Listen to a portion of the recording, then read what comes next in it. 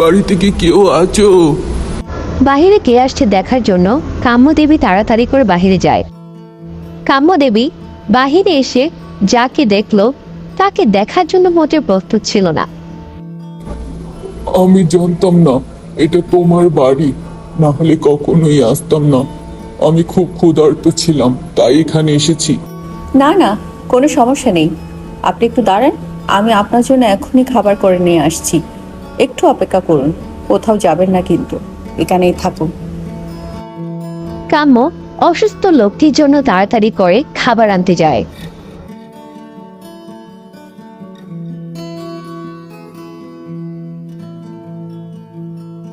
কাম্য লোকটির জন্য খাবার নিয়ে আসে।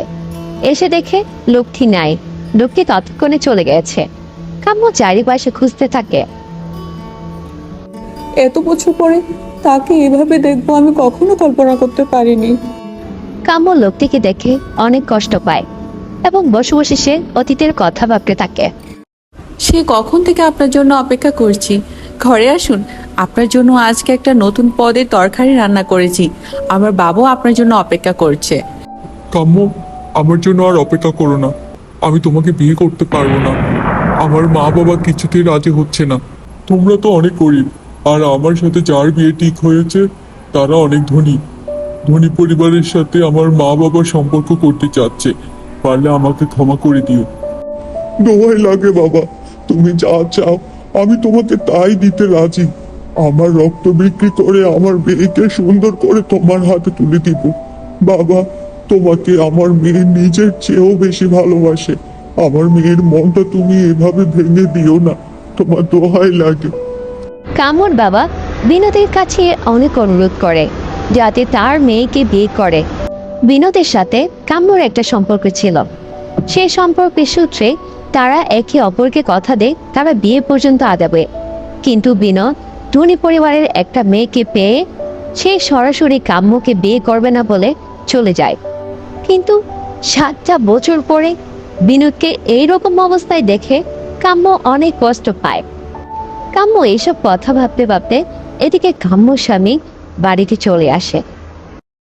তুমি চলে এলে, বসো, আমি তোমার জন্য এক্ষুনি খাবার নিয়ে আসছি। আচ্ছা আচ্ছা বাবা, আমি বসছি।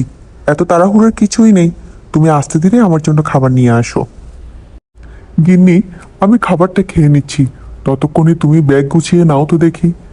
আজকে আমি আমার গিন্নির বাপের বাড়ি যাব। সত্যি গো, তোমার কোনো তুলনা হয় না। আমার মনটা আজকে অনেক খারাপ। আমার বাবার জন্য মনটা খুব কাঁদছিল। সেই তো তুমি বুঝেই গেলে। আচ্ছা ঠিক আছে, তুমি খেয়ে নাও, আমি আমার ব্যাগ গুছিয়ে নিচ্ছি। ও গিন্নি, তুমি দরজাটা ভালো করে বন্ধ করো, আমি গিয়ে গাড়ি নিয়ে আসি। অবশেষে কাম্য ও তার স্বামী কাম্যর বাড়িতে চলে আসে। এ আমি কি দেখছি, আমার যে আনন্দের সীমা নেই। আমার বাবা ও মা দুজনেই এসেছে।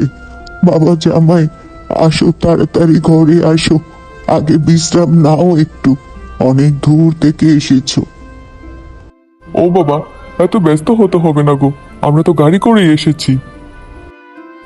তোর অবাগা বুড়ো বাপ, আমার একমাত্র জামাইয়ের জন্য কোনোদিন ভালো মন্দ কিছুই করতে পারিনি। আজকেও যে আসলি, তোদেরকে যে দুটো ভালো মন্দ খাওয়াবো সেই সাথে যে আমার নেই মা। বাবা, তোমার অত চিন্তা করতে হবে না। তোমার জামাই সে কখন বাজারে চলে গেছে বাজার করার জন্য।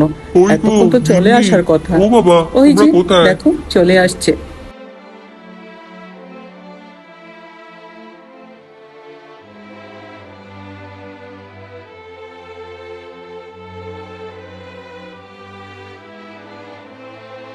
বাবা, তোমার অবাগা শ্বশুর তোমাকে যে কোনোদিনও ভালো মন্দ কিছুই খাওয়াতে পারে না, আমাকে মাফ করে দিও বাবা। বাবা, এইভাবে কথা বললে আমি আর কখনো তোমাদের বাড়িতে আসবো না কিন্তু। আমি এই বাড়িকে নিজের বাড়ি মনে করি বলে আমি এখানে আসি, নিজের মতো করে বাজার করে খাই। আজকে যদি তোমার একটা ছেলে থাকতো তাহলে তুমি কখনো এই কথা বলতে পারতে? আমি তো তোমাকে বলি আমাদের সাথে চলে যেতে, আমাদের বাড়িতে। তুমি না যাও না। আমার খুব অন্যায় হয়ে গেছে বাবা, আমি আর কখনো এইভাবে কথা বলবো না।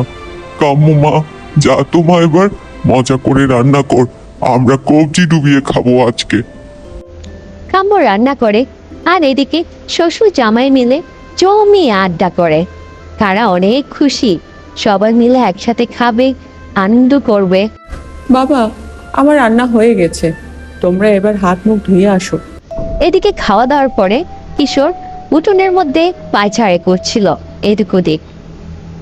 হঠাৎ করে সেখানে একটা পেতনি উপস্থিত হয়। মানুষগুলো কেন এত সুন্দর হয়? আমি যে ওই মানুষটার প্রেমে পড়ে গেছি, এখন আমি কি করি?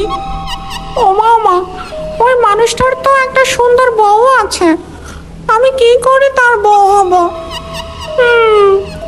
আমার তো মাথা থেকে একটা বুদ্ধি বের করতে হয়, দেখি যে করেই হোক আমি ওই মানুষটাকে বিয়ে করব। কতক্ষণ বসো না গো, ঘুমাবো আর কি, একটু গল্প করি, ঠান্ডা ঠান্ডা হাওয়া আসছে।